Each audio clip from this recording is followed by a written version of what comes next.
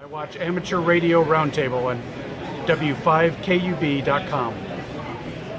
I watch Amateur Radio Roundtable on W5KUB.com. My name is Doug Wheelock. In my spare time on the space station, I stay connected to planet Earth. Okay. Hi, I'm Doug Wheelock. In my spare time on the space station, I stay connected to planet Earth through the ham radio. Through amateur radio, I tune into W5KUB.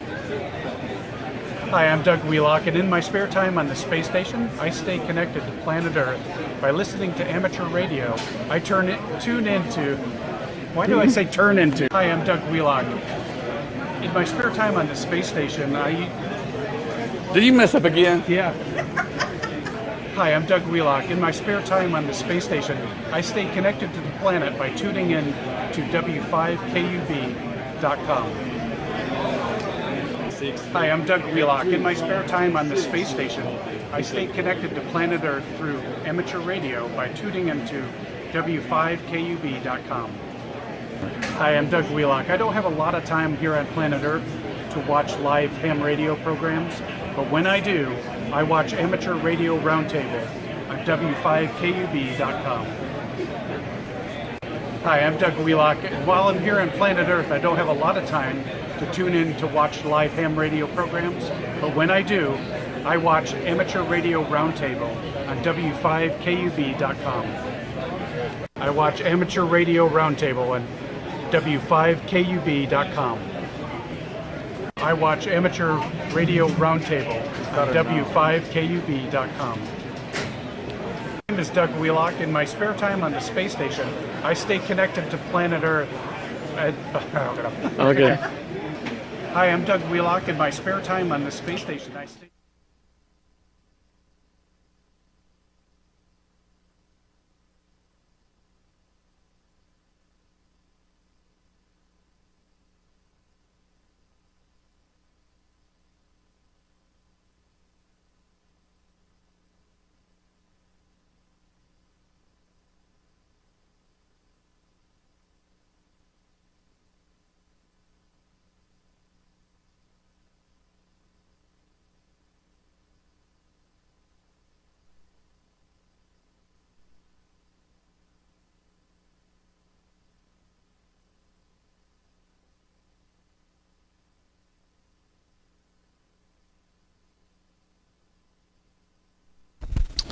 Mic test 1, 2, 3, 4.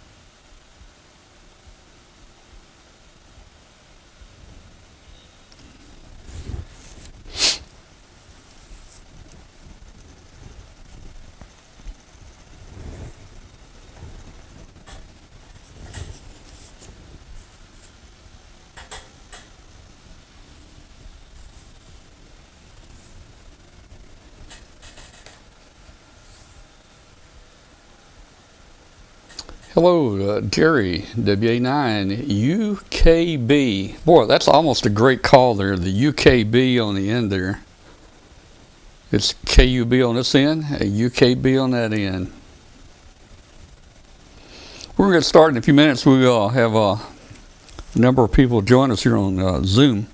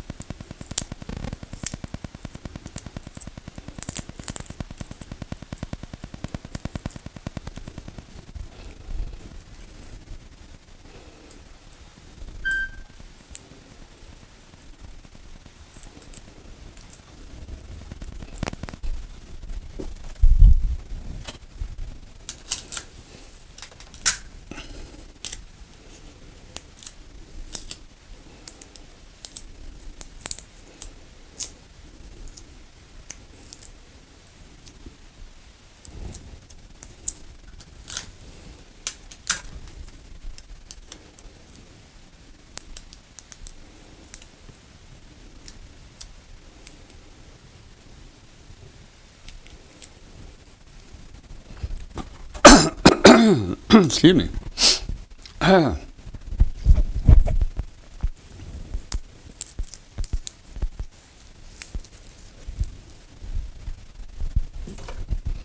try to mute the mic next time I do that.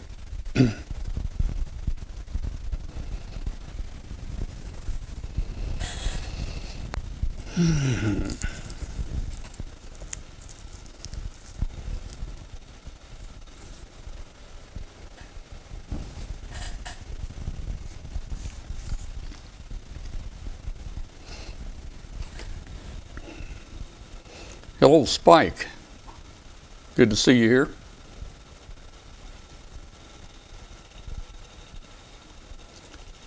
Hey, Comtech, great. I got my license in 1964, just a few years before you did there. That was the good old days, man, the early 60s. I got my license at age 16 in 1964.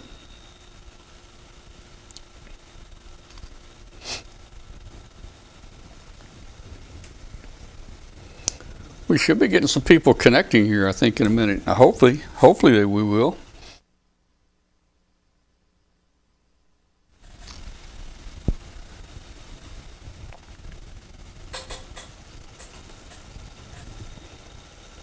Hello, Chris. Good to see you. I'm getting a little worried. We're about 9 minutes until start, and nobody has joined the planning Zoom call yet, so a little concerned.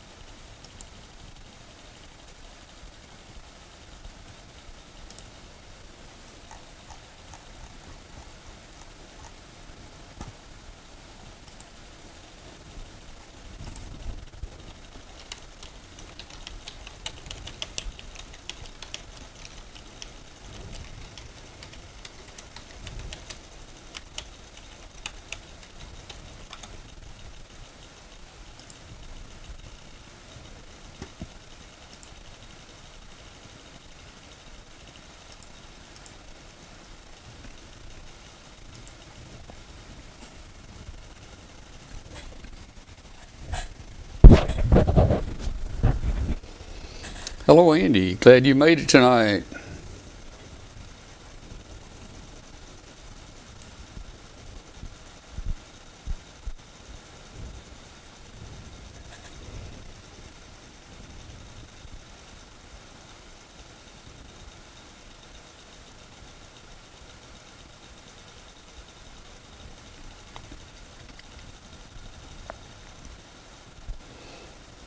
Hello, Randy. Randy out there in California. KN6BZG. Good to have you in here tonight. Guys, I'm a little worried. We're 6 minutes till our planning meeting starts, and none of the recovery teams have even joined us.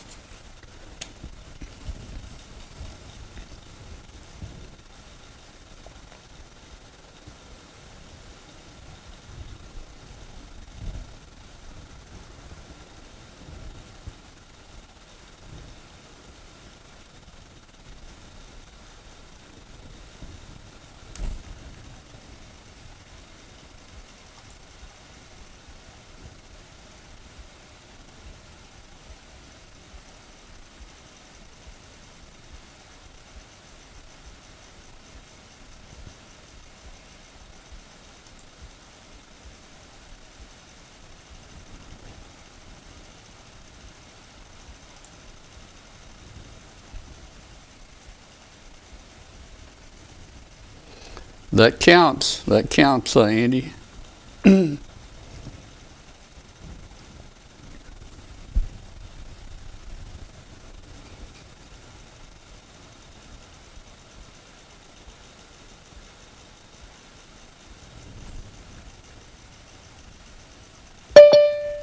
Oh, we got one person.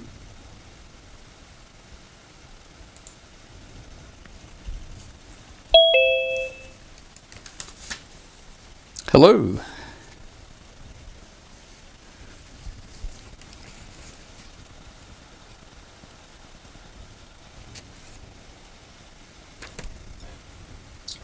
Hey, Tom. Hey, how you doing? All right. Am I the first one in?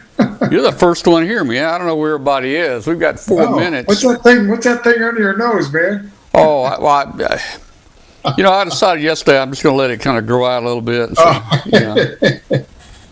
Very cool. Yeah.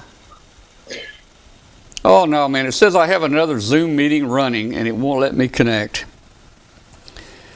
I don't know why we have these problems. You connected okay. Yeah, connected fine.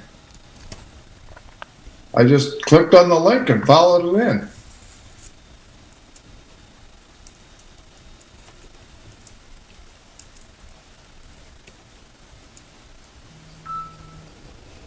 All right, well, let's see what we can do here. I tell you what, why don't we hang up the Zoom call and let me restart it, and you can connect back in, okay?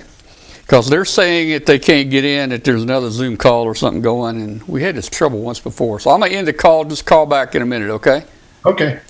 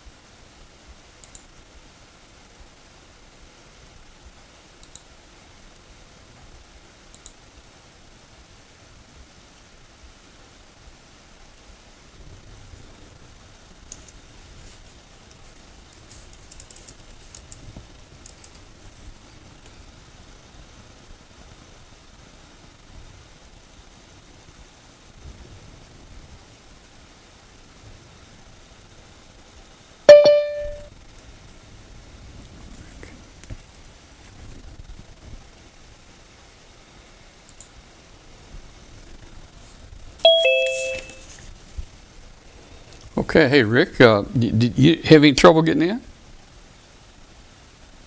Did you have any trouble getting in? Your mic's muted.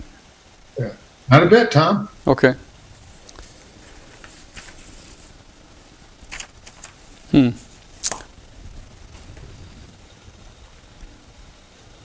Okay, well,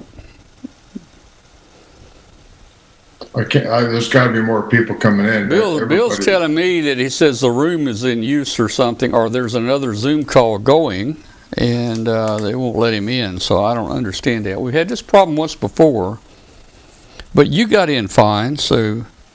I just clicked on the link. Yep. Yep.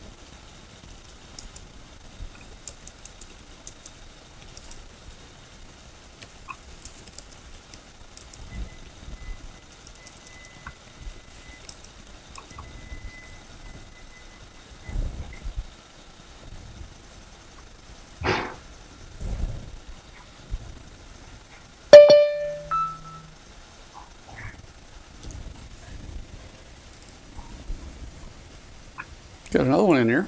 Let's see who this is.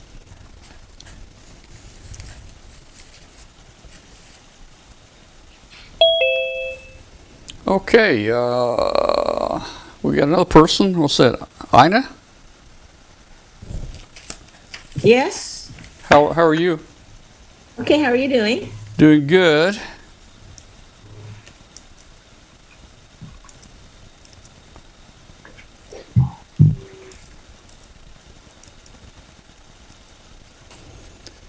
So Ina, did you click on the link that I sent you? I guess in the email, right? That is correct. And Steve also sent an email with the link. Okay. I'm getting people here saying that they can't join the meeting because another meeting is in use or something. We had this problem before, and I don't know if we ever figured out what was wrong. But we've got people. Okay, here we go. Now we got Barry joining us. We got people joining us, so the link is working.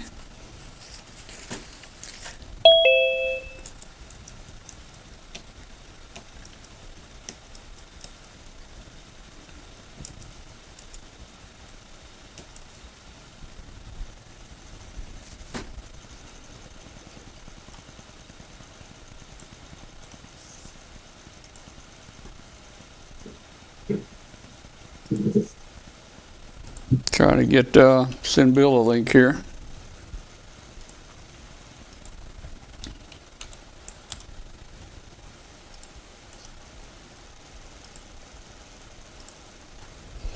Okay, Bill, I sent you the link. Sent you the link to. You should have already had the link. It's a link we use all the time. Okay, let's see. Send a link to Henry. Let me see if I can send that to you, Henry.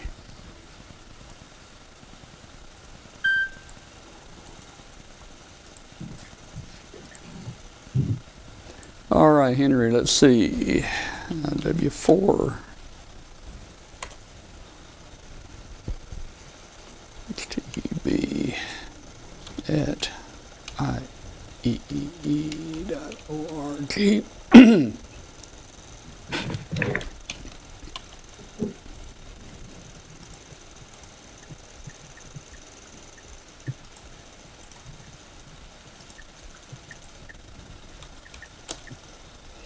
Okay, Henry, I just sent you the link. Henry, I see you're a member of the IEEE. I'm a senior member of the IEEE. If you look right there, that's an IEEE senior member plaque. All right, so let's see. We got Barry. Barry, you didn't have any trouble getting on, did you? Well, it depends on what link you use. Well, Excuse me. The link that was in the email from yesterday or the day before was wrong. was it? Oh boy. Well, I used the link from the original email. Yeah, the original worked. okay. All right. Let me do this. All right. Let me send this out real quick to everybody that was on my mailing list here. They may not read it though. Let's see. Copy. And then we'll go to our sent. Okay. Let's see what we got. There's Trent. All right.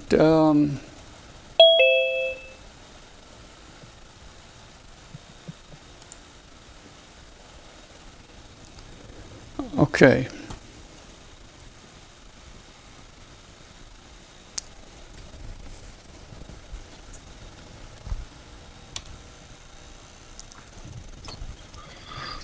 Well, I wonder why stuff like this has to go wrong.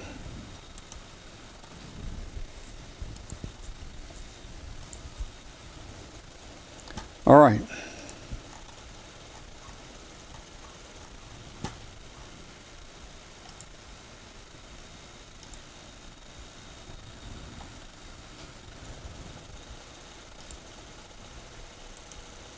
All right, a couple people here having trouble. Let me send them that link. I just sent Rick Tillman Okay. All right, good. a message. All right, good. Yeah, because I'm surprised he's not in here. Well, he was trying. I was listening on 220. He was trying to get in, him and Richard. Yeah, okay. Well, this is a real important meeting tonight. Hope it works.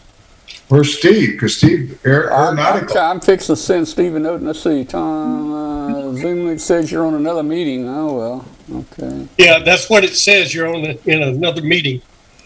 All right. All right. I just sent Steve the note there.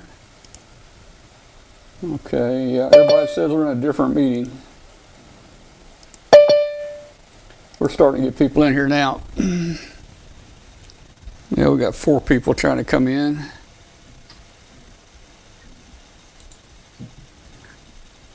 There's Bill, David, Freddie,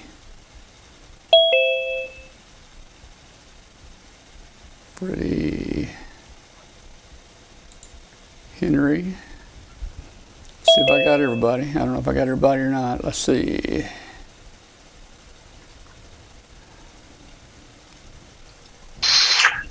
All right. Well, all right. There's another one. All right, we're getting people coming in here now. Hey, Tom. Yeah, yeah. The link you just sent is different than the link that you sent in the main email to everybody. Really? And the link you put, I think the link you put in the link you put in your main email is the show link. All right, somebody's got their. We're getting a lot of feedback. We're getting a lot of people joining now. Well, sorry about that. I think the original email probably was right. Maybe I sent another one out yesterday or today. Maybe I had the wrong link in here. I don't know. Yeah, you got the wrong link in there. Okay. Well, It was the link you sent is different than what you just sent. So everybody's got that old link in that email. okay. I just sent everybody a new email with that link, and the word's getting out, I think, to several people here. Let's see.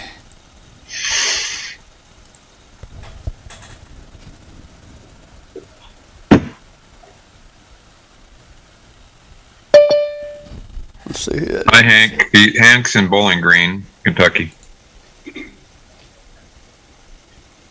Admit.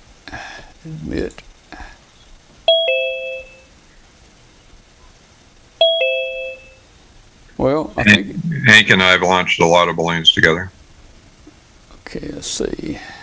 and chased them down. Man, I can't keep having to approve people here. Let's see, Mike. All right.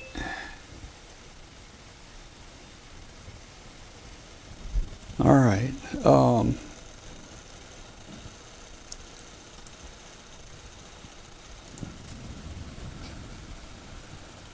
Okay. All right. We got Dave in there. All right. Let's see.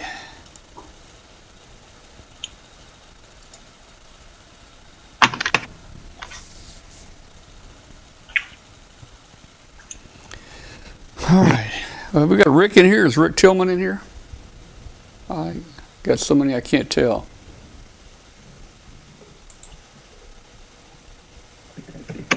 I don't see him.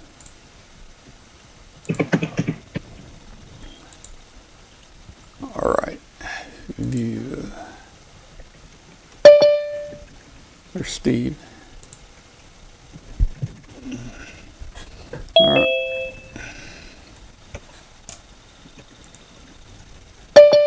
Here's Rick.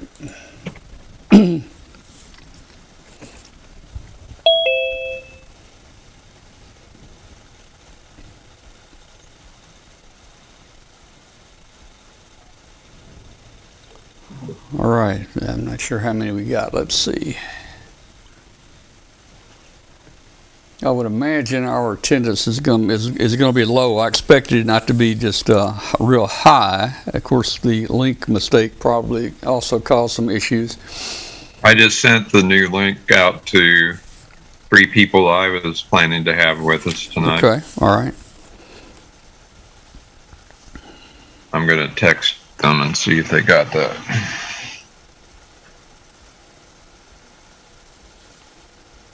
See, I don't know what the message that you guys get. It says another meeting is in progress. I don't have any. That's what's throwing me off. I don't have any other meetings in progress. Oh, well, it was a different link to the one that you had on. That's why. Oh. So this Okay. meeting is Okay. the I one got you you. I have got you. in progress. I got you. Yeah. I see what you're saying. Yeah. I think you actually sent out the link to the actual Yeah. show. Yeah. Yeah. Okay. Yeah, just remember, Zoom is a 4-letter word, so Yeah. it'll get you every time. Yeah. All right. Rick's on here. Let's see. Zoom says you have another call. Okay. I don't know who this is. 574 area code. Yep. Zoom says I have another meeting. Oh, yeah, that was me. Oh, was that you? Okay. Yep. All right. Very good. Let's see. Okay. All right. Tim Fish. Let's see. Bill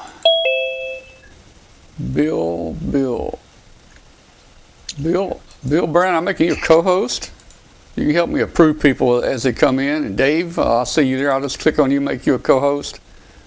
Let's see. And if you guys see anybody popping in, just to go ahead and approve them.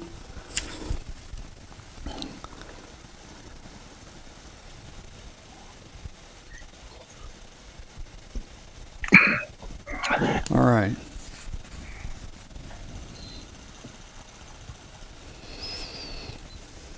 Well, let's just see about how many people we've got here. Let me go to a different view here. We'll go to a gallery view. Okay, we've got a fair number on here in our gallery view right now. So, I hear you. yeah. Let me move my picture here down. All right, we'll just do that like that for a while. Well, we got a few people on here.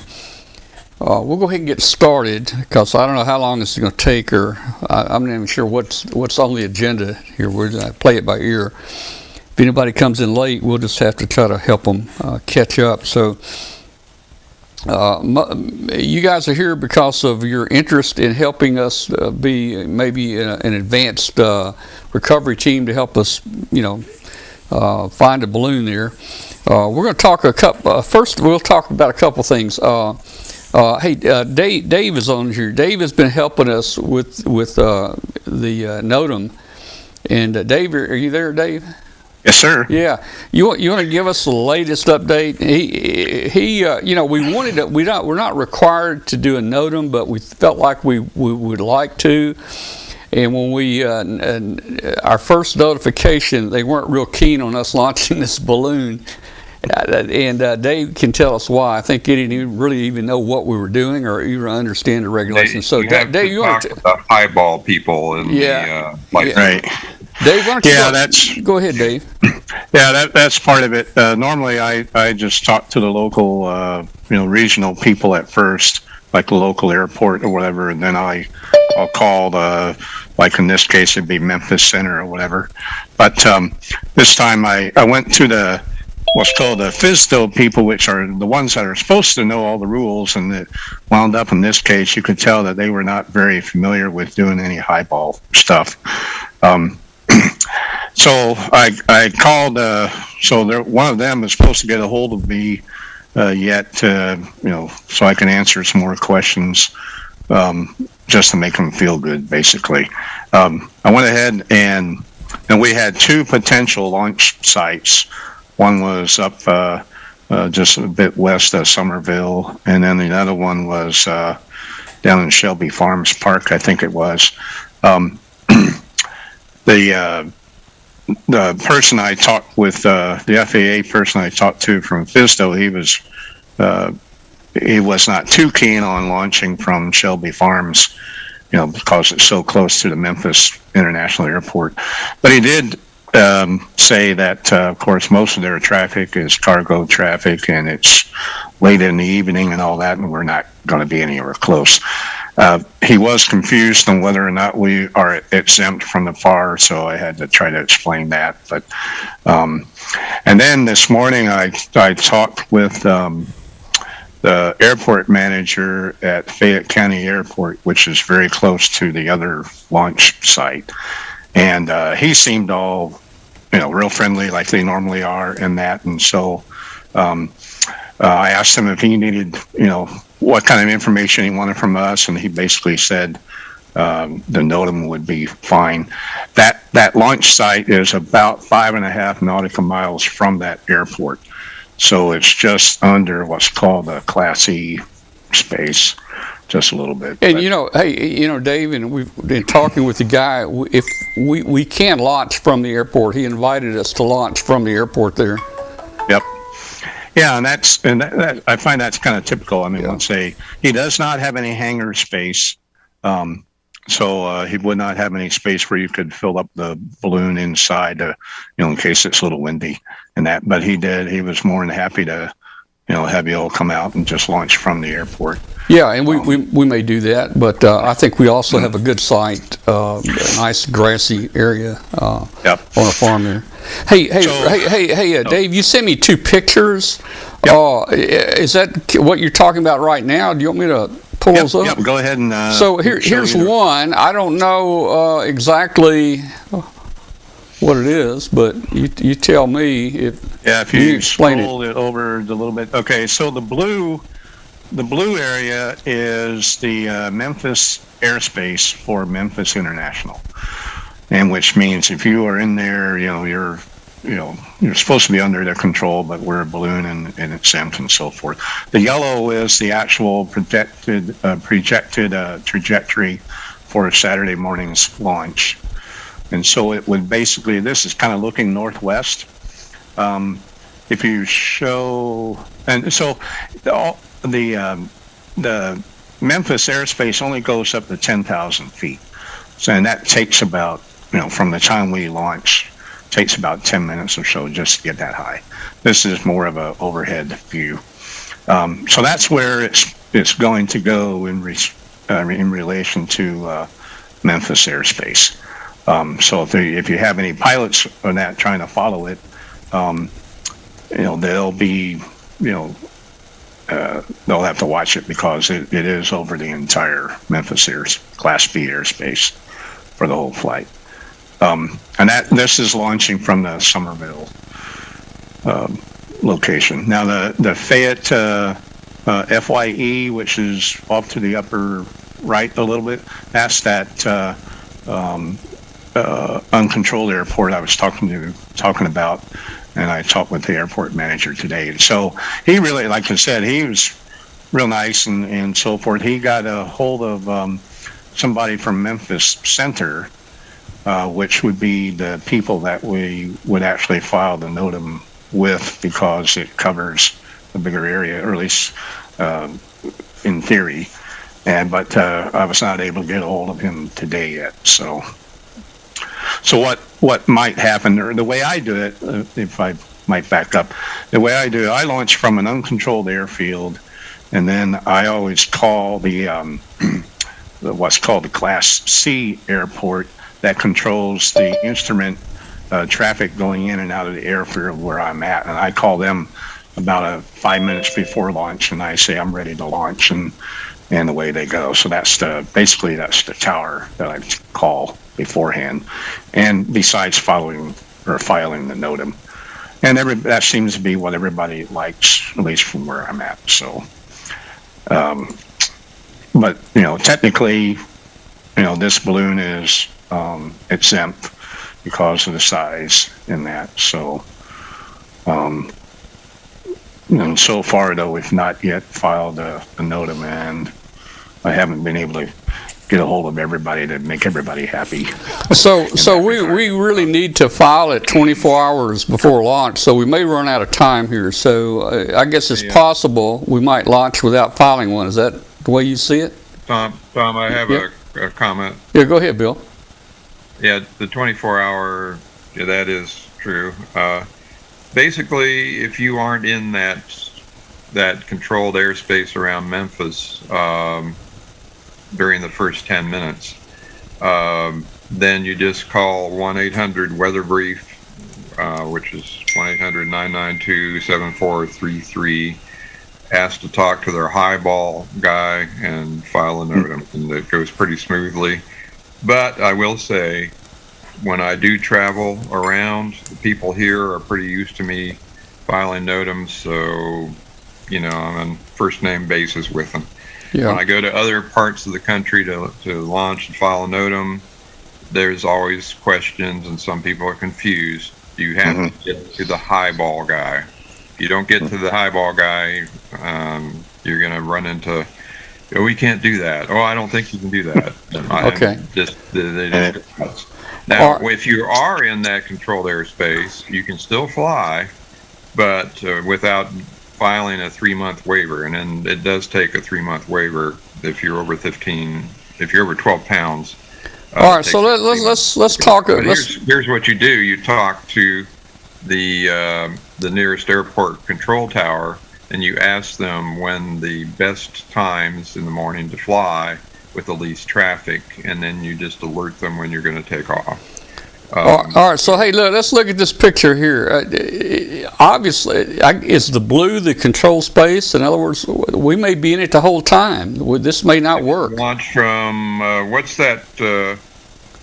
That's launching from Fayette County, Somerville. I think it's Somerville.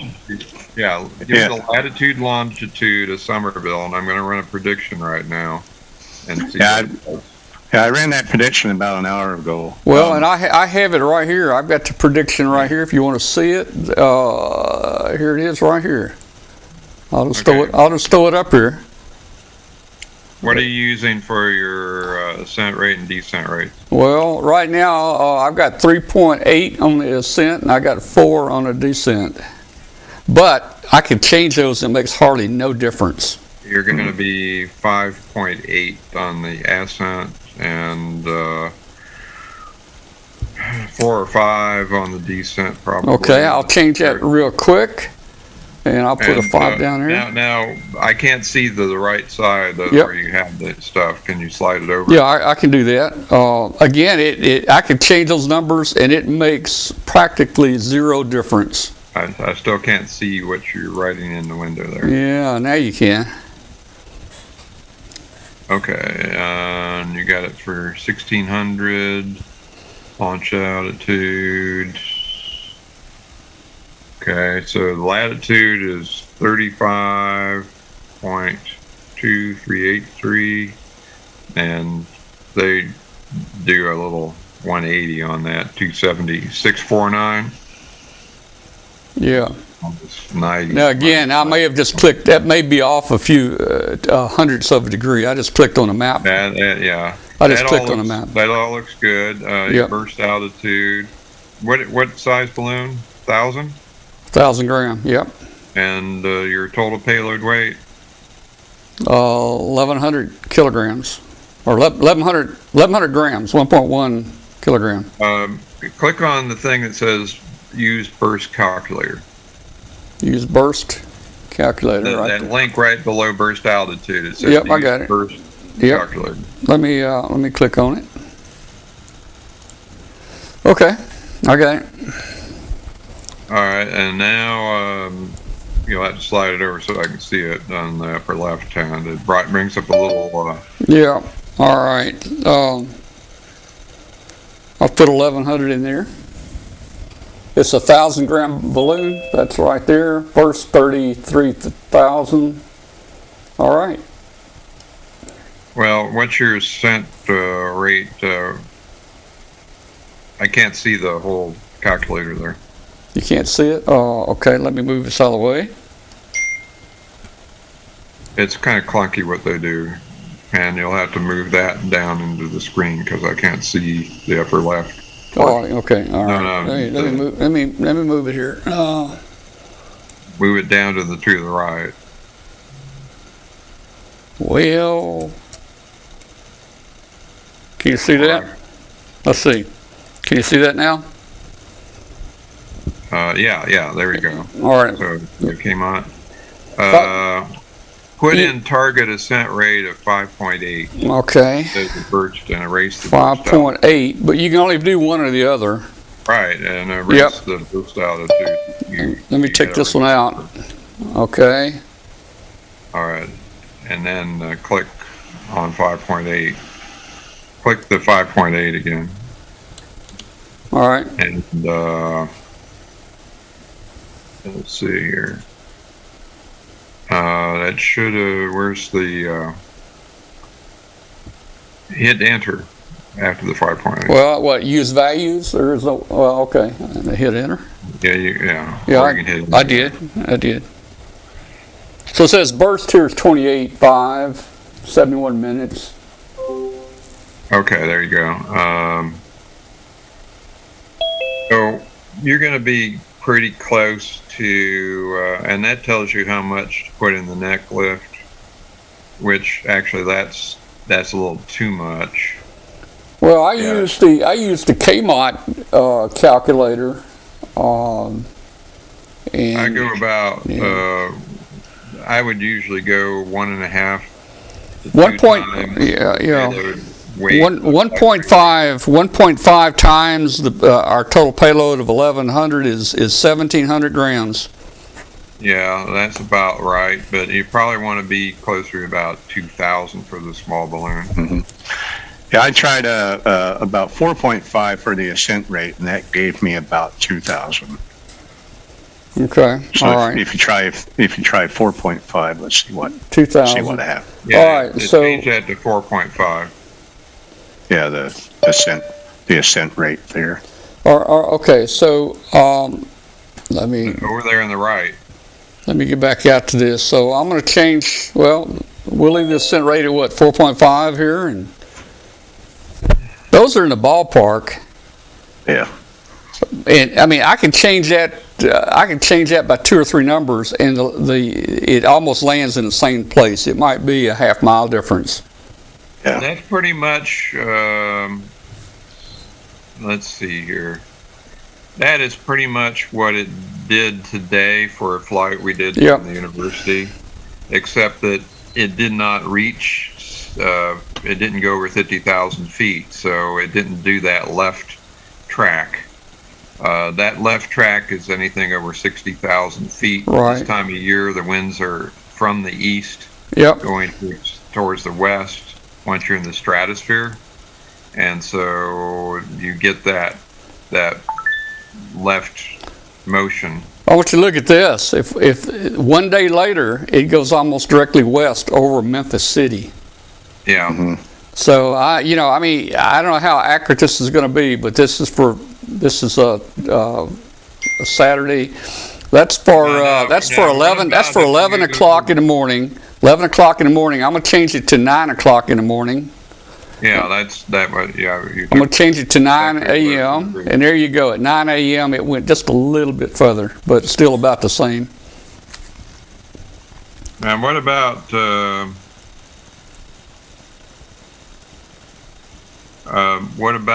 changing your launch site to the south, right at the border there? Well, you could even, if you launch from, say, Corinth. Well, yeah, that's a good ways from here. That's a long ways. That is a good, yeah, that's. But if you launched from your house, you'd still be in the control zone, but then you'd end up in Tunica and Sardis. So, with our recovery people here in Memphis, they're not going to want to drive 200 miles. So we're trying to keep it reasonable. Yeah. So that's the reason we went out east to Somerville. Now let me ask a question here real quick to our pilot.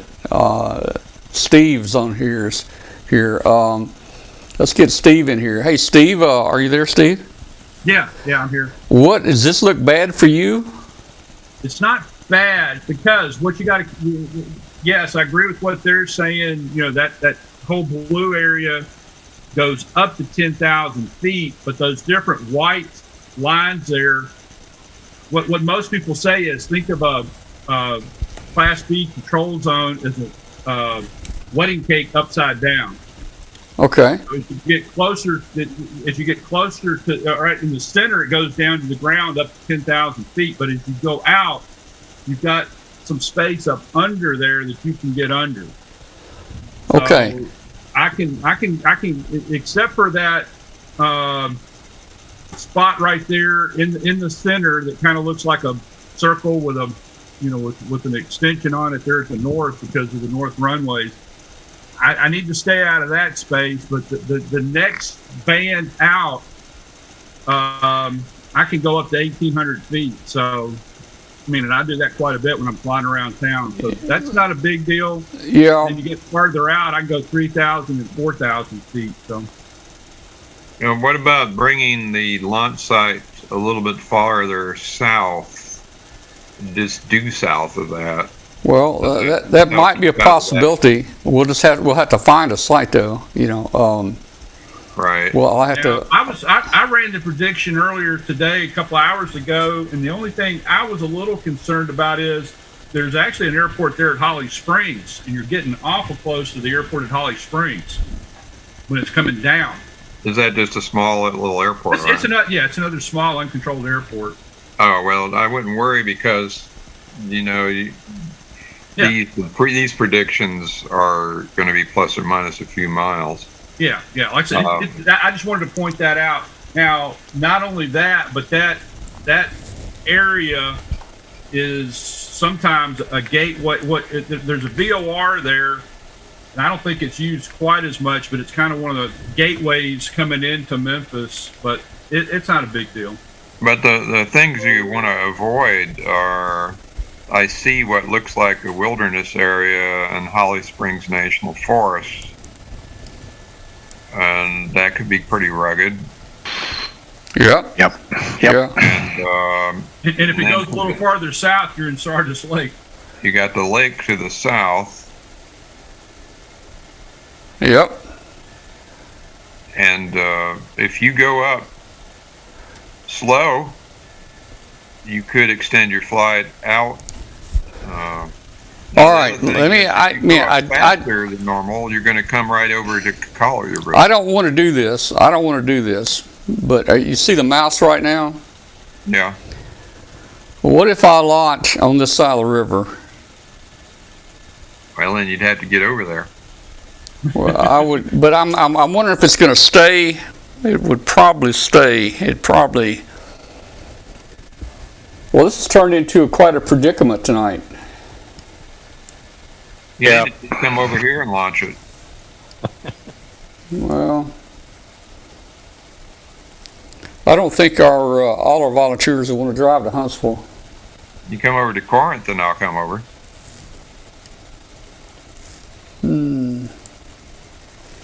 Corinth. Okay, let's see. If you launch from just south of Savannah, if you go over to Savannah and launch, you'd land in the Corinth, Boonville area. Yeah, but that's 2 hours away from Memphis. Oh yeah, that's about driving. It's 2 hours. Steve's airplane would run out of gas by the time he went over there and back. Yeah. I'm good. I got 5 hours. But that's that to me with this kind of a track to land just south of Corinth, that looks like a pretty good area there. What if we moved it to Bolivar? Here's Bolivar. Then you run the risk of landing into the National Forest. But you could land near Ripley, but you do have the chance of hitting that National Forest. I don't know how rugged that place is. The only other thing that I would say is there is a lot of parachute activity that happens at the Bolivar Airport. You might want to stay away from there. Oh, okay. All right. What if we go north? Well, Going north is not going to help us. That'd bring it down right into Memphis area here. I think you're probably okay where you're at Somerville with that kind of a prediction track. Well, this is looking like it might be the best. It doesn't look great, but it looks like it could be the best. And what it could do, I mean, it looks like you're on the edge of that forest area, but I don't know. Shane, are you with us? And for XWC, Shane, do you hear us? Yeah, I'm here. Had you muted? Oh, okay. Are you familiar with that forest area down there? They're in North Mississippi where you're last talking about. Not offhand, I'm not. I could look it up here on the map and see. And by the way, this is one of the ace balloon trackers in the world. All right. Well, look, why don't we do this? Why don't we put him in the plane with Steve with a parachute, and then when he sees it, he can jump to do the recovery. He's rope climbed up 100-foot trees to get payloads. Haven't you, Shane? He's got all kinds of equipment. If I can find it, I can get it. Okay, so we're really not into any real details yet, although I think we're making some progress here in our discussion. It seems like that Somerville may be our best shot, actually. Quick question, Shane, are you available on the 3rd for chasing, knowing where it's coming down southeast in Memphis there? Is that I'm tentatively supposed to be at the lake. Possibly, I could be. You already go down to Sardis Lake. Hey, there you go. We may need somebody in a boat at Sardis Lake. Shane's got a boat. There you go. I can bring my jet ski. All right, that'll work. That'll work right there. Okay, well, again, this prediction is going to change probably again tomorrow. So we don't know where this sucker's going. We don't know. We don't know. It's a pretty good, fair estimate right now. You do have a front coming through, so I would definitely do prediction updates tomorrow, and that'll usually be pretty darn accurate. So yeah, and this is probably a pretty good trend for what it's going to do. Well, and I tell you where it's made. I mean, we're 48 hours out now, but if we did go just one more day to the 4th, look what it does on the 4th. Yeah. Well, that's not that bad actually. That was different. It was a while ago. That lunchtime you put in, it's supposed to be UTC. Yeah, you just launched in the morning. Oh, okay. Okay. UTC. Yeah. Let's put 1500 in. That'll be 10 o'clock. Right. It's probably going to be about 10 before we can launch. So there it is. There's the 10 o'clock. I put it 1 hour after launch to get the average of the flight time. All right. So there's after launch. So you probably want to have that 1600. 15. If you look at 16, you're probably going to see almost no change at all. Very little. There's 1600. Very little change. Mm-hmm. Let's look at 1800. It did get shorter. It's getting shorter as we go here. 1800. Yeah, you could land it right back in your trees. Yeah, at 2000. At 2000. Your other big trees. Well, 20. As we get closer to night, it starts coming back home. But then you're eating into your daylight hours to you are. Climb really a tree and get it. All right. So it looks like probably the best time maybe is 10 o'clock, 11, 12 o'clock in the morning. I mean, I don't know. Well, I would personally get off the ground by about 9. Yeah. Even 8, because I haven't looked at the surface winds yet. But, 8. If you go 8 o'clock, it'd be 1,300. And that's going to be, that pushes it on down. You're going to look at surface winds. Here's surface winds right here. We'll go to surface. We can go to, well, there's 300 meters, right? Let's see. There's 300 meters, 9 miles an hour. Well, wait, that's today. That's today. Yeah. Let's see if I can find. If you can run that out. I use Weather Underground for a good Yep. estimate. There's Saturday. About 8 miles per hour at 300 feet. And go down to ground level.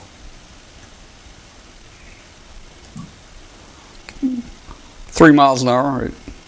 That's at 30 feet. At what time? Do you have that set? 7 p.m. I don't know. Where's the time? 7 p.m. Okay, let's go right here. There we go. 6 miles an hour at 30 feet. Well, that's a little sporty when you're inflating outside. Well, it's going to be. You don't have any shed or barn or anything like that, do you? Nope. Well, not that I know of. There could be one out at the farm out there where we're going to launch. Yes. Tom. Yes. Yeah, he's got a big shed out there. Oh, there's Ed. There's Ed. There's hey.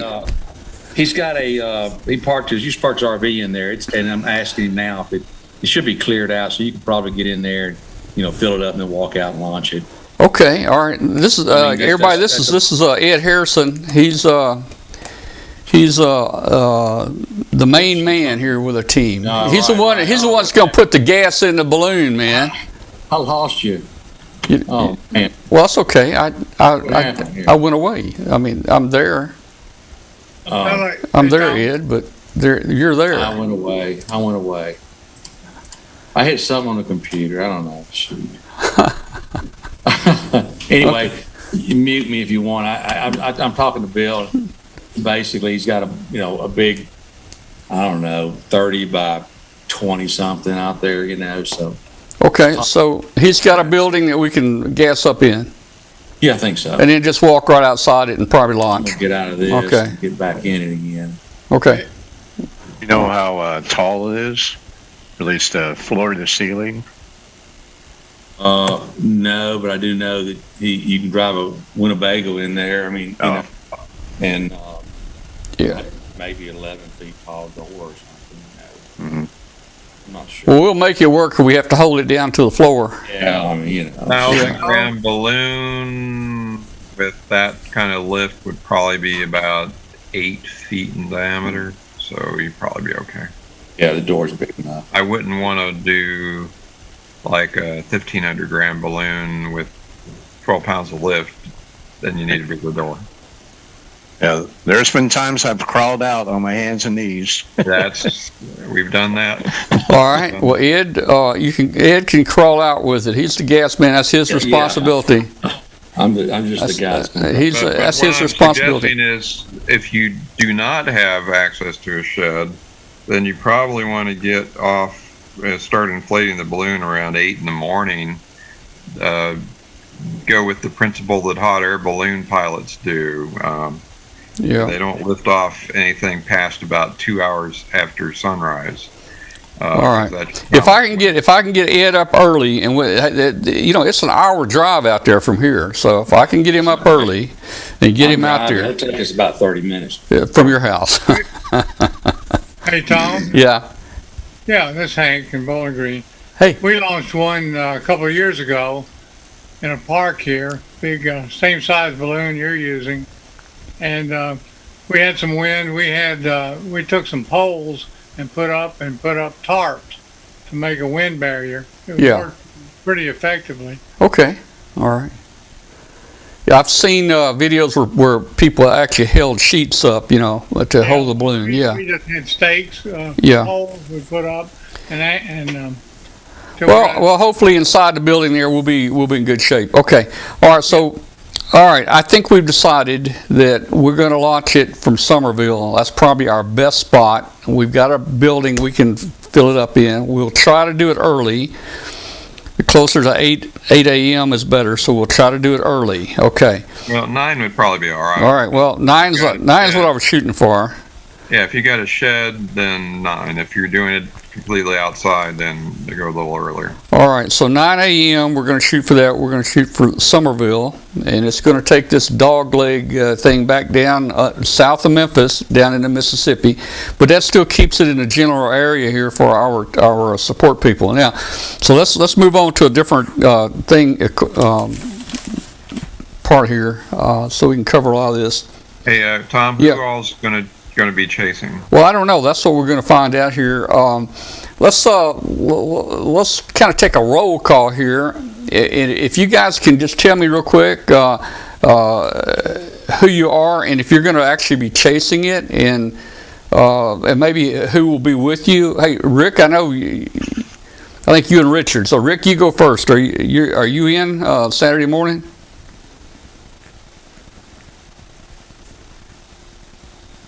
Yeah. Okay, was that? Okay, that's Rick. There he is. Okay, so you're in, Rick. Now let me ask you a question real quick, guys. It would be really cool if the chasers had APRS, and I'll show you why a little later. But and if you don't have to have APRS on your radio. If you just got an iPhone or a Droid phone, there's a little app you can put on there, and it will send your position to APRS. That's what I use, and we'll be able on my website. I'll be able to plug all you guys in there, and then during the chase, we'll be able to see the balloon, and we'll be able to see where everybody is as they're converging on it. So we would be able to see where everybody is. So just consider that if you can, if you'd like to put APRS on your phone. I think I put it in an email of a free download, free program for iPhone and also for APRS Droid. So, okay, so Rick, you and Richard are going to be there, and you don't know if you'll have APRS yet, right? I downloaded the app today, and we've got radios I can do it with too, so I'm covered. So you say you are going to have APRS? Yeah. Okay. Hey, Tom, you could also, I would recommend that the chase team email you their cell phone contact for each car. Yeah, and that's one of the things on my list here to do tonight. So look, guys, you guys don't have to give your phone number out here on this public thing, and we have a lot of interest. I'm even webcasting this meeting tonight because we had a lot of people interested in seeing what we do behind the scenes. So I'll give you my phone number. Everybody write my phone number down right now, and if you will, send me an email with your number. So my number is 901-570-2188. Okay, so if you will keep a piece of paper there in your car, that is me. So communication is going to be a little difficult from time to time. Phone's going to be our best way. But if you will, if each of you guys will, send me an email saying who's going to be in your search team, and send me a phone number and your call, and if you will or will not have APRS, and if so, what that will be, like W5KUB-9 or whatever you are, please tell me that, and I'll get it on the website where when you click on our track link, everybody kind of comes up on there and you can see each other as you're moving around. So, okay, so we got Rick and Richard's going to, yeah. Go ahead.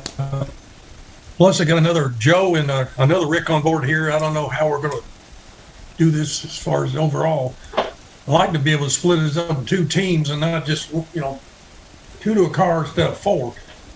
Okay, so we got another Rick in here? Yeah. We got N0QYN right there. Yeah. And Joe WB4NWE also. Okay. Hey, guy, if you will, do this for me. Send me an email, Rick. Send me an email with who's going to be with you and your call letters. And if you have APRS, tell me if you'll have it. All right. So we got Rick and Richard, and we got Rick and Rick and Joe. Who? Joe. Joe. Rick and Joe. Rick and Joe. That's another one. Anybody else out there tonight? This may be all we got. Anybody else going to be looking for this balloon? Going to chase it? Shane, do you think you might be able to? Well, that'd be a long ways for Shane, so we're not gonna. He's got tree climbing equipment, and I think he's got a raft. I got my jet ski. I hadn't thought about that. A blow-up raft might come in handy. I'll get that for my buddy Ed there. I'll take a blow-up raft, and if we need to go in the water, Ed can go. Okay, well, Shane, I don't know if you're going to make it or not. I would love to have you if you can, man. You know. Yeah, I'd like to be there. I'm gonna see. You know, I've got some tentative plans for the weekend, but if I can, I'd love to go and meet y'all and see how y'all do it up there.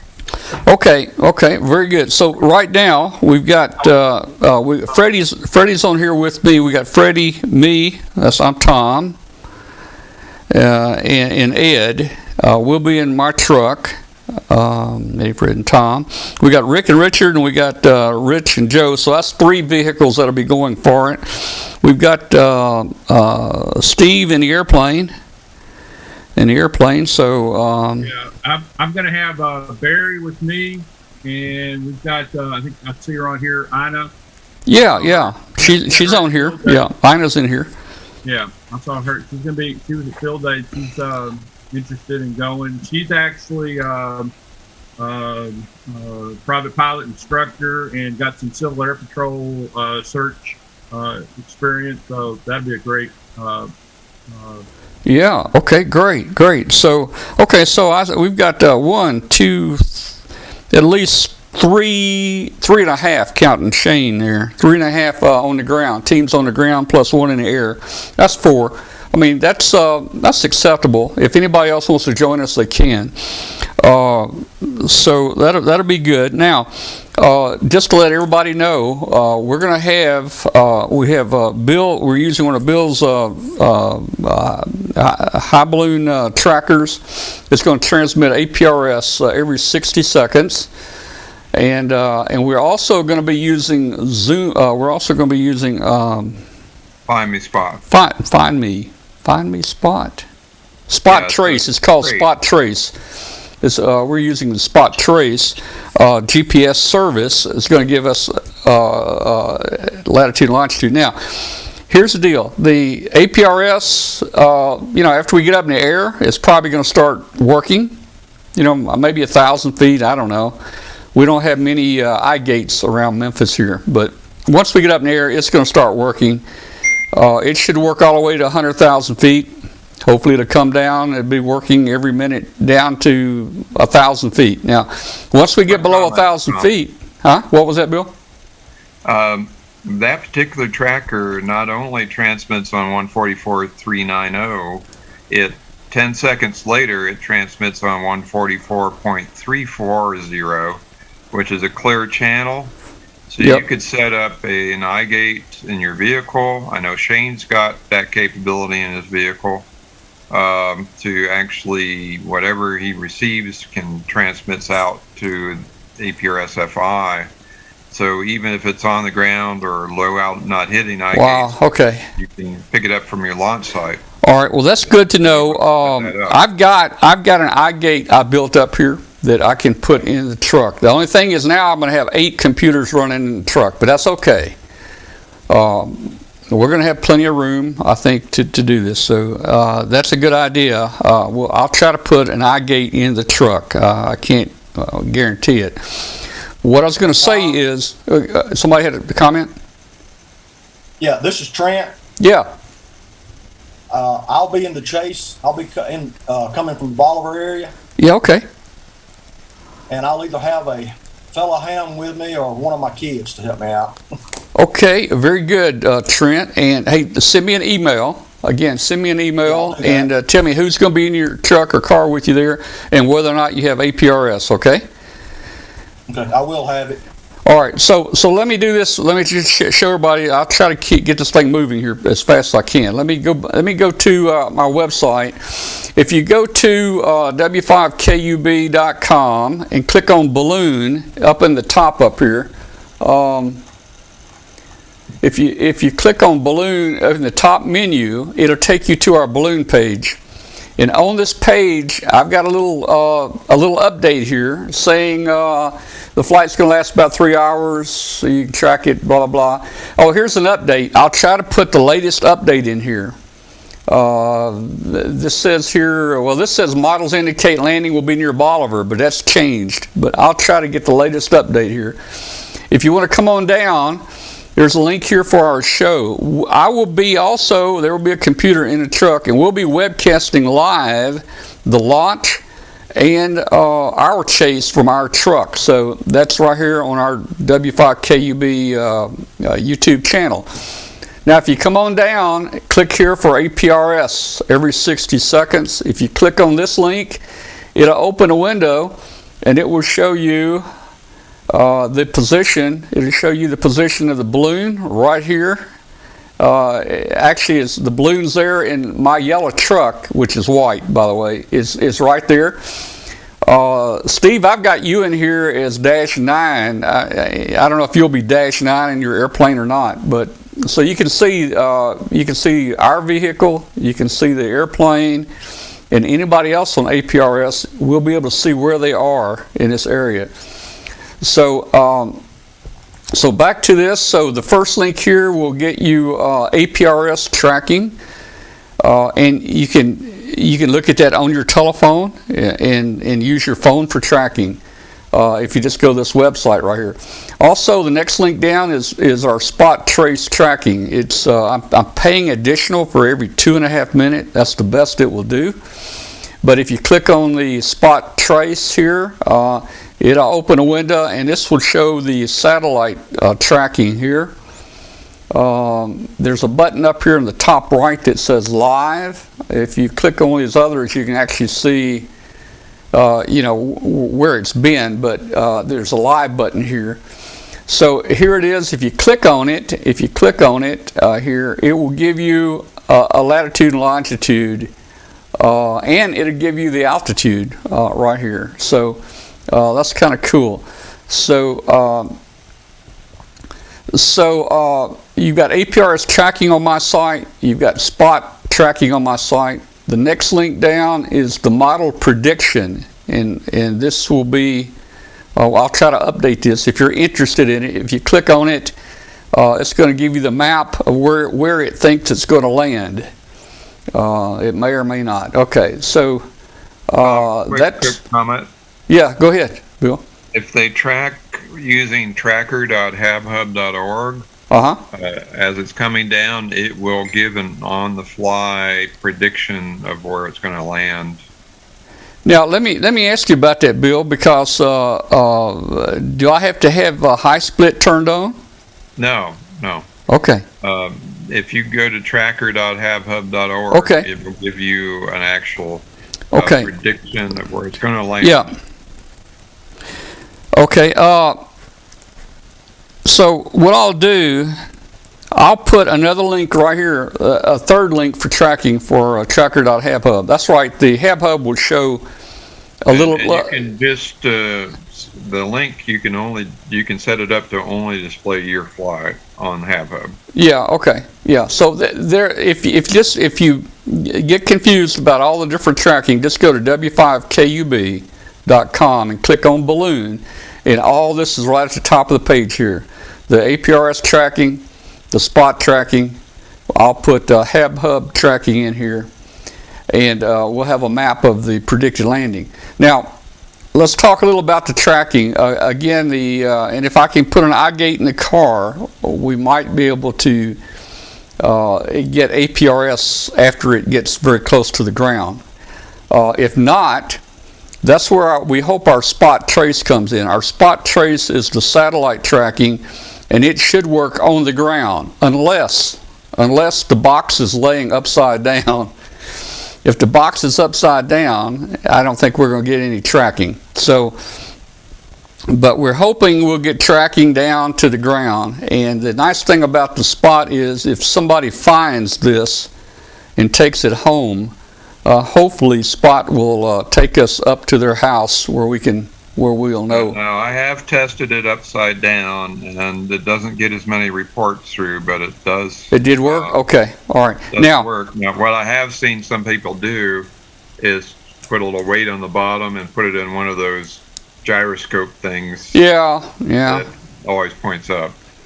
Yeah, No that would require a bigger box. So we're not getting that sophisticated this time. Okay, so now the thing about the trace, the Spot trace, the satellite tracking, they claim it won't work above 21,000 feet.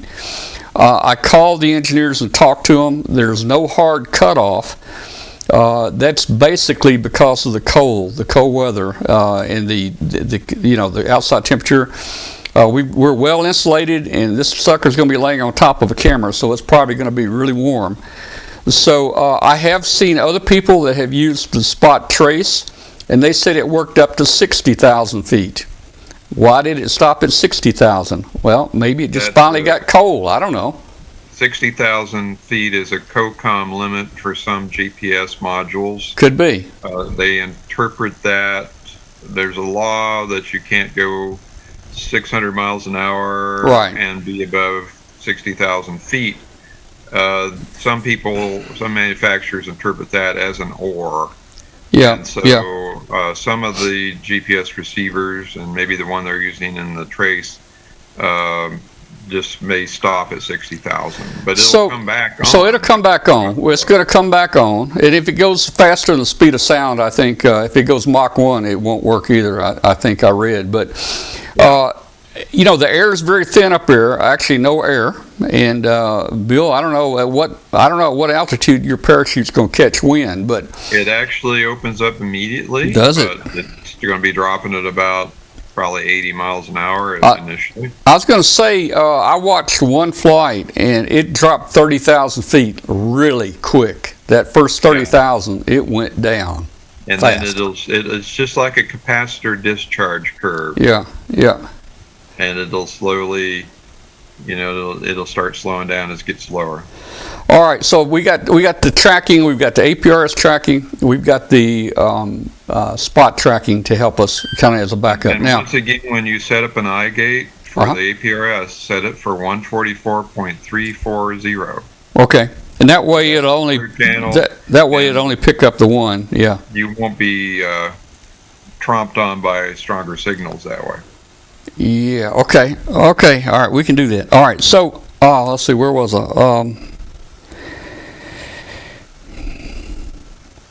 All right, we got so much to cover.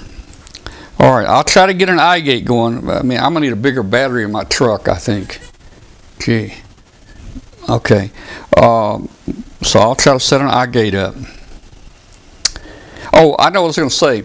Also, I followed a couple balloons that were recovered on the ground, and that last 1,000 feet, you might not where it goes that last 1,000 feet if you're not. If you're not there watching it, it could be 1,000 feet east, 1,000 feet west. Who knows where it is? And some of the handy talkies have APRS on it. Now, Steve showed me his. He's going to have it in the airplane though. Steve showed me his little APRS handy talkie, and it actually shows the APRS. Of the flight, and it also has a display. It says so many feet this way, and it has an arrow that actually points you where it is.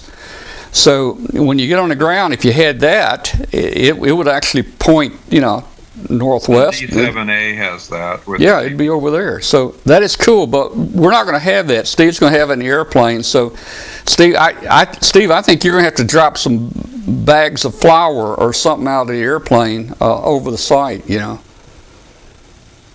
All you have to do is see where the airplane's circling. Yeah, well, he's going to have to pull a pretty tight circle for us to find it there. All right. Well, how about comms to the airplane? You're muted, Steve. What frequency do you want to use for direct comms to the airplane on 2 meters? Well, Steve mentioned he had a air radio that we could use, but I don't think we're going to hook up with each other and get it. So we're going to have to count on either telephone, or we're going to have to count on telephone. Can be pretty dicey in an airplane due to the altitude. Well, let's see. Let's. Hey, Steve, are you there? Come in, Steve. Yeah, I'm there. So how do you? You'll probably be fairly low. Yeah, this close to Memphis, it's usually not a problem. In fact, and I've got a headset that Bluetooths into my phone, so I usually, I can talk on the phone usually.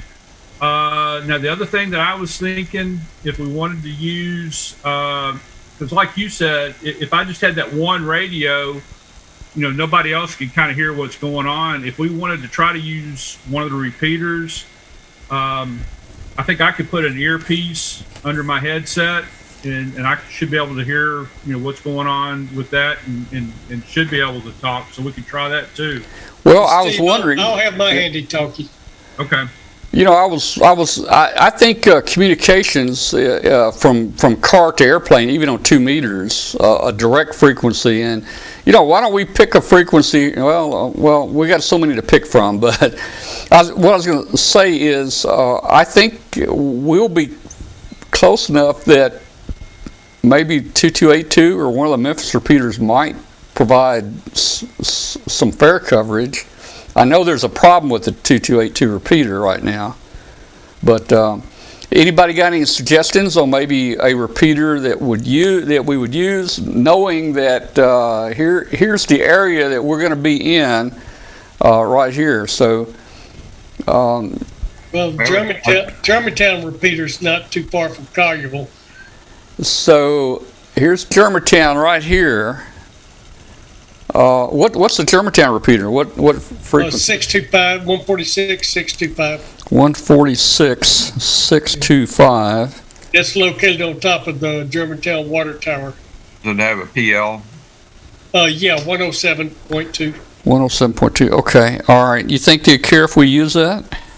Well, I'm trustee. I'd say no. Okay. Well, if you would tonight, just check on that. Okay. Let us know. Okay. So. That's a Germantown. We will. Let's put that down. I'm gonna have to get my book out on how to program my radio, because it's been about 5 years since I've done that. All right, 146. Okay, everybody, write it. I hope everybody's got a piece of paper. You got my phone number. Write down these frequencies. We're gonna all try to communicate on 146.625, and that would be that's a minus 600. Minus 600. 146.625. All right. Now, do we want a direct frequency? Yes. I recommend 146.55 or even 144.36, which is in between the 3.4 and the 3.9. You could do that. Okay. You don't want to be right on the 5.2 call-in frequency, but 146.55 we've used a lot. Is 5.8 used much? 5.8 would be fine. Yeah, 5.8 will only be used the very next day in Germantown for the fireworks show. Oh, will it? That's not going to affect us. So okay. Let's use 5.8. Let's use 5.8. That's a pretty popular channel. So we're going to use 146.58 as a direct channel. Now, Steve, are you going to have? Will you have any 2 meters running in the airplane? Nothing that the air band frequencies, aren't. I can't do that directly through the airplane. Okay. All right. But like Barry said, we're going to have HTs. Well, Barry can have an HT and hold it up to his ear, right? Yeah. Okay. I got a mic. Okay. I think if we've got an HT and got I've got a little head earpiece. Yeah. I think if I got that in with the headset, I should be able to hear and. Okay. Y'all can hear Well, me. hey, even an HT up there at that altitude, we should be able to hear you mobile anywhere, probably in the general area there. Okay. So that's good. So we're going to use 146.58. So between the two of us, we'll monitor those two we'll monitor those two frequencies. Where I am, I'm not going to have to be on the. I may monitor.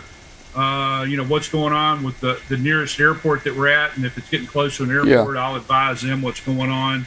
Okay. And I'll have your phone number, and I'll try to keep in touch with you on the. Okay, yeah, and we'll have your number too, and all that. Again, everybody, please, it's going to be real important. Everybody, please send me an email with your team, your call letters, your phone number, and your APRS SSID if you're going to have one. Okay, so we've established we're going to use a Germantown repeater, and we got a 146.58 direct. We'll use. Let's see what else we need to think about here. Hey Tom, quick question. Yeah. Have you tested out the Find Me Spot Trace while the camera is on? I'm concerned that it could desense its. Yeah, I did.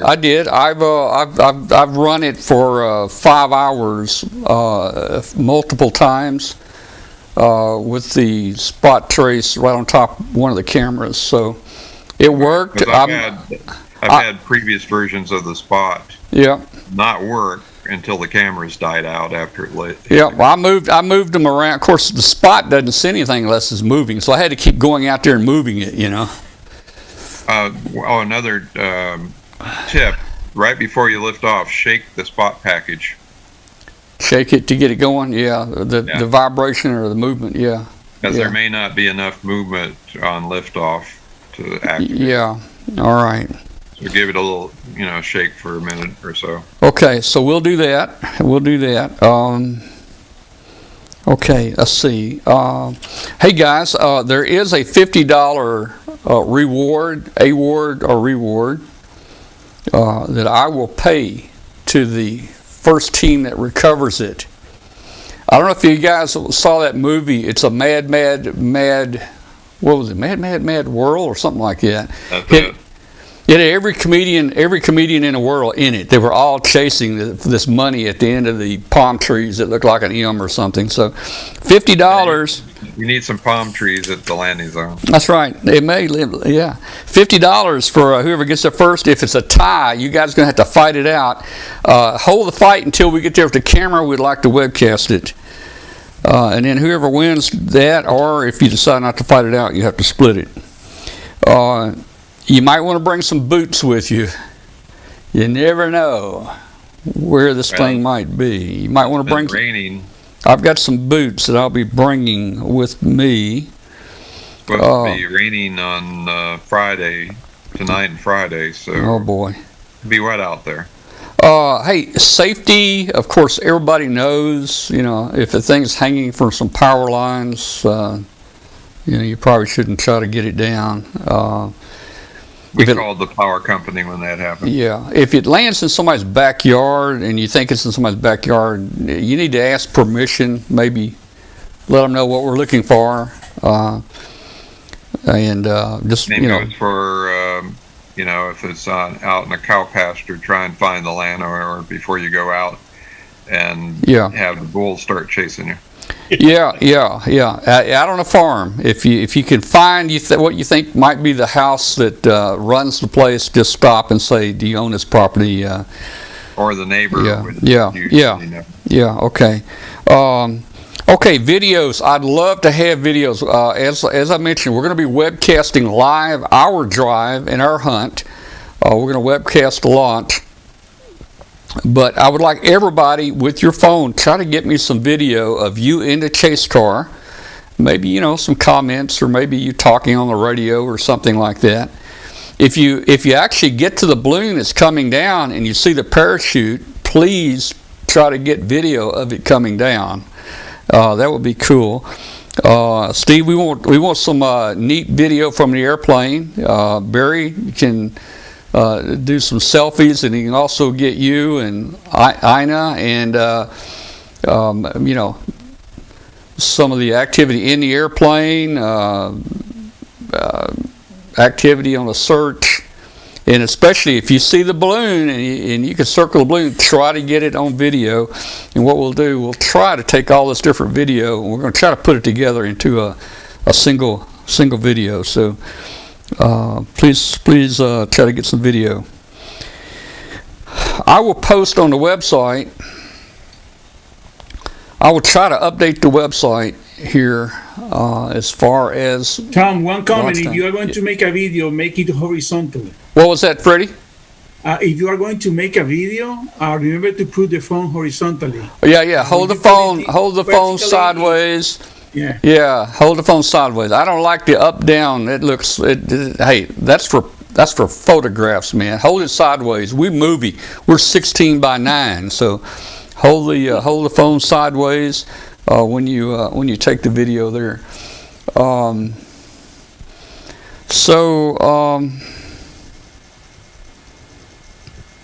All right, what have we not covered tonight? Oh, I was going to say I'm going to update. I will try to update this website here with the approximate launch time in here where it gets off the ground, so you'll know to start chasing it. Now, Steve in the airplane, he's not going to even take off till probably an hour after we launch because there's no need to. Yeah, that's what I was going to say. I think what I'm going to do is wait an hour. Yeah. Because it's going to take me about 20 minutes to get down to where we think it's going to land. So. Yeah. I think I'll plan on taking off about an hour after the launch, and that should work. That should give me plenty of time. Okay. I was just going to mention that there's no need to be circling around during the first hour of ascent. Yeah. No, I won't. And it'll take me about 10 or 15 minutes to take off, 20 minutes to get down there. So I'll have about 30 minutes. While it's still even on the way up, and then 30 minutes on down. So that's what I'm thinking would be about right. So is your prop pretty strong here? My question is, if you get too close to this thing and our 50-pound rope wraps around the propeller, will you be okay? Yeah, I got 3 people and 2 parachutes. So okay, that's good. That's good. All right. Okay. All right, so I think we're doing good here. Oh man, I got to put another computer in the car now. Freddie, we got more. Freddie, you're going to see a fight over the $50. What do you see a fight for 3 people and 2 parachutes? Yeah. So Freddie, I got to put another computer in the truck now, man. Oh man, probably going to end up with 5 computers in the truck. Okay. Oh, what I was going to show everybody too on your phone. I mean, your APRS will display. On your phone, the position. But it's easy to go to Google Maps on your phone, go to Maps, and you can key in up at the top where it says Search. When you get to Maps, you can key in the latitude and longitude. Like on this one, you can see on the website, it's like you just key in 35 dot, 35 dot whatever, comma, space, and then you key in like a minus 89 dot XXXXX, and you hit go on your phone, and it'll even give you directions on your phone how to get there to that spot. So on your phone, you can use your maps, Google Map, and just put the location in if you have to. I'm hoping that we can get close enough to the site with this prediction. We've got at least 2 hours to get down there to Mississippi in that general area, and hopefully we can be near enough that we can see it come down.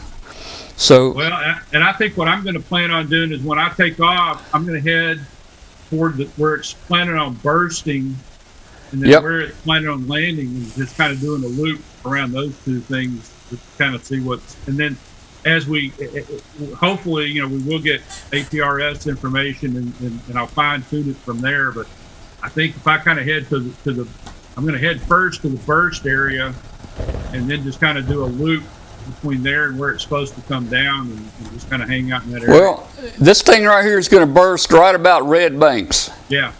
Right there, and okay. Oh,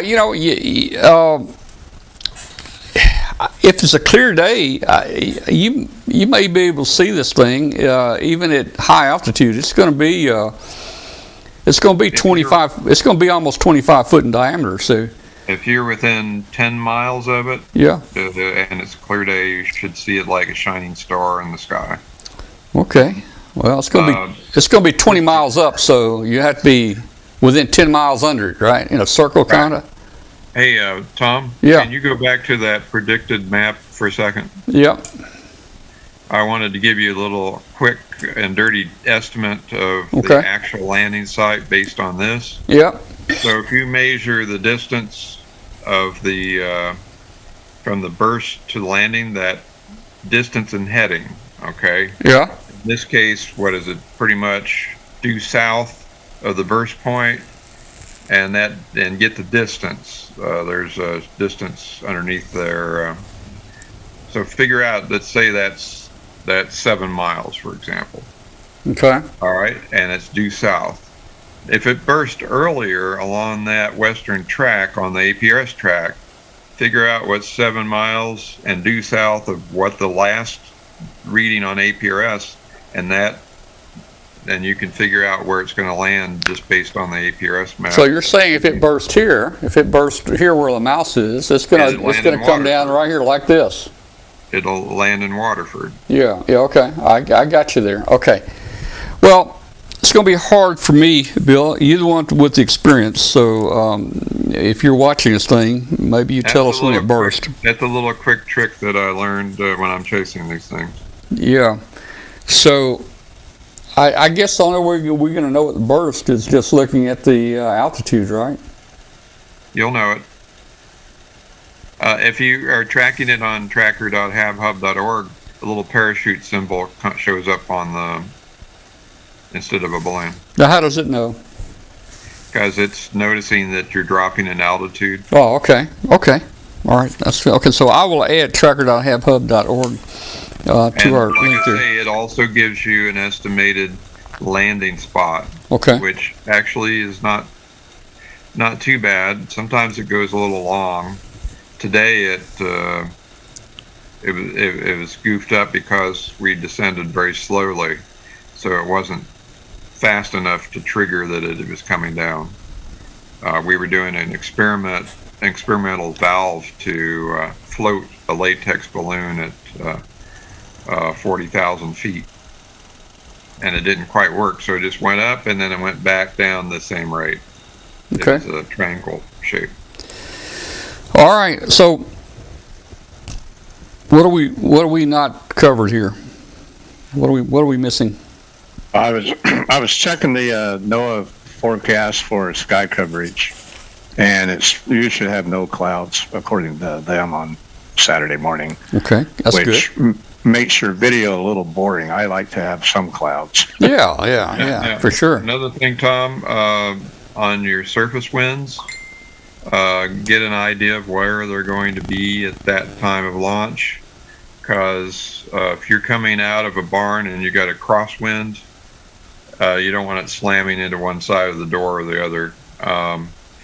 It's ideal to go out a door that the wind is behind your back, but just be aware of that and look at the obstacles around the barn, if there's any power lines in that drift location.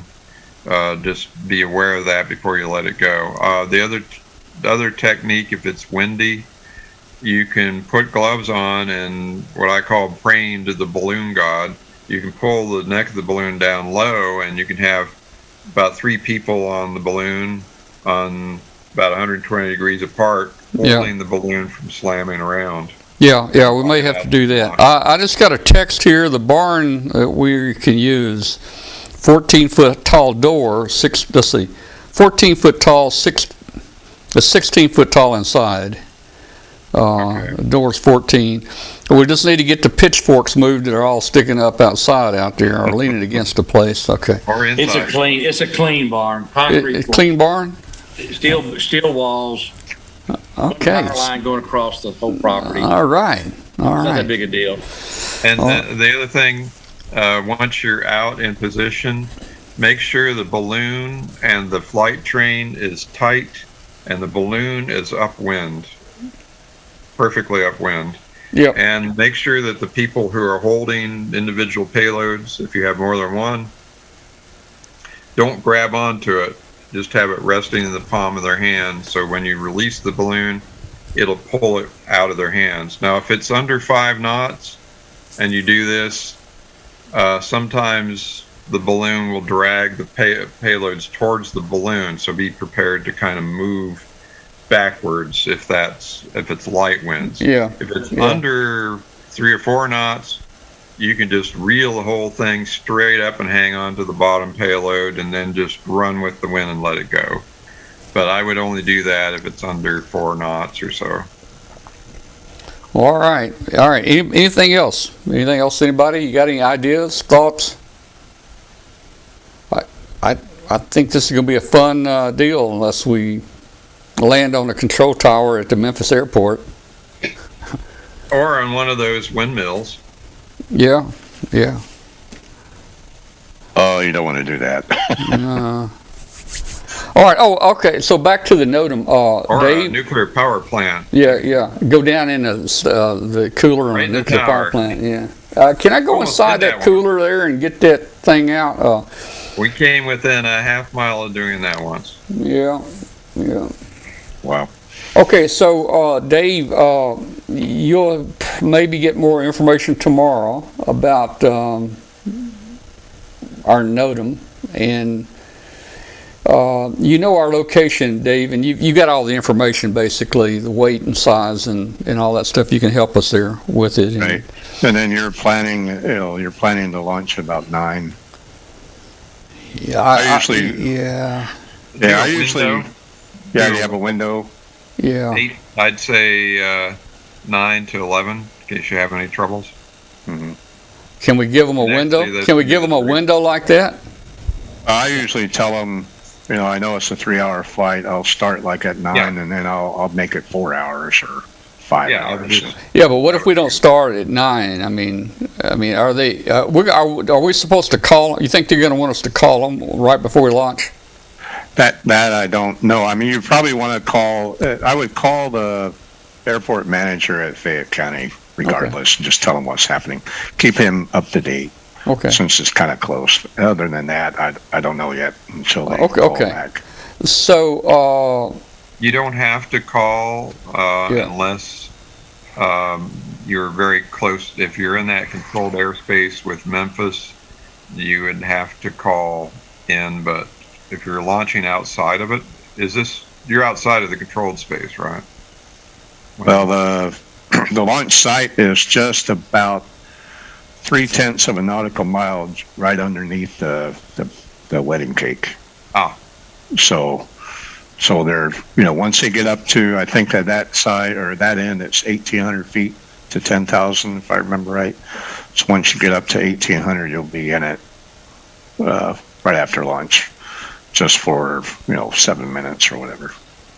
Okay. All right. So Dave, are you going to call this in for us and give them my number, or if we can't call it in, or? Yeah, I can do that. Now, Bill had mentioned, I don't know if it's the same number I call. I usually call. There's a flight service NOTAM. That's what it is. It's a weather brief, they call it. Yeah. It's 1-800-WX brief. Then it's 992-7433. And then I ask for the highball guy. Yeah. And sometimes he's not in, Yeah. So you just have to, ask when he's in and then call back. I spend, there have been times I've been spending with those guys, and I don't ask for the highball guy, although sometimes they'll come on, and I'll spend a few minutes training them. This is what you do. I've already done that here, so they're familiar. Okay. Yeah. Okay, guys. Hey, thanks for everybody for joining us tonight, and I'll be working all day tomorrow, getting all the stuff back again together, and getting all the computers in the truck, and getting all the stuff working, and we'll try our best Ed and Freddie, you guys think we can? Oh man, it's going to take probably an hour to just fill this sucker up. How early do you guys want to get out, Ed and Freddie? How early do you want me to be there? It'll take you 30 minutes to that size of balloon.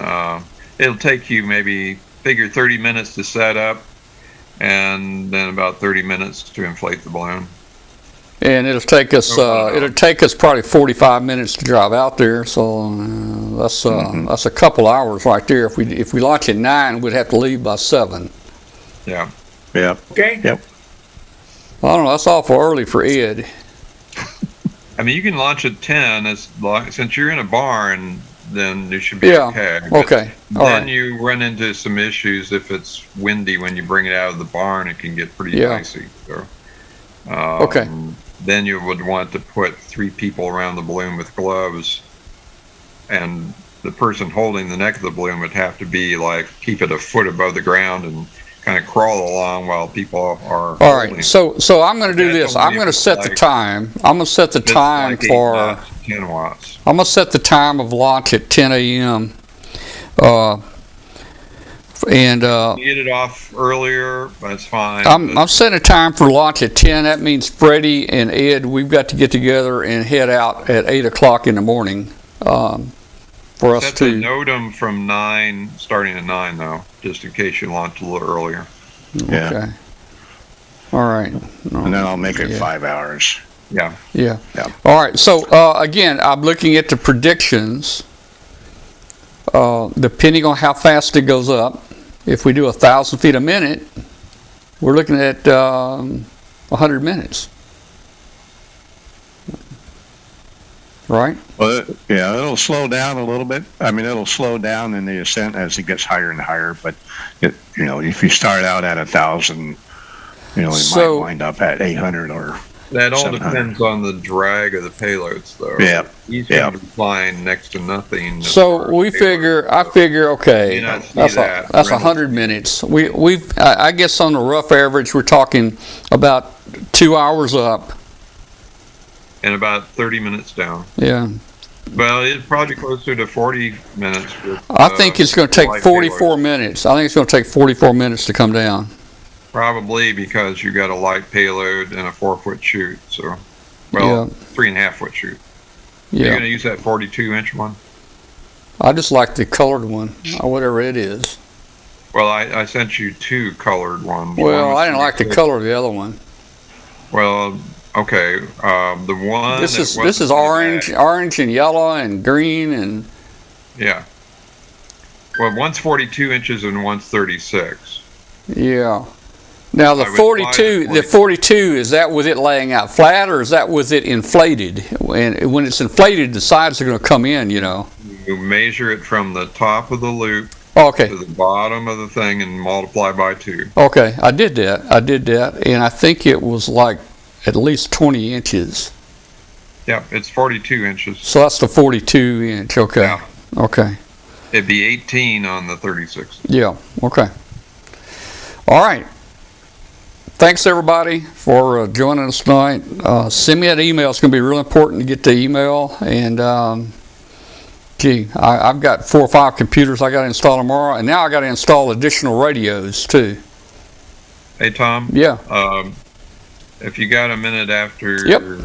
Yeah. After you sign off here, just wanted to go over how you got the APRS payload laid out. Okay.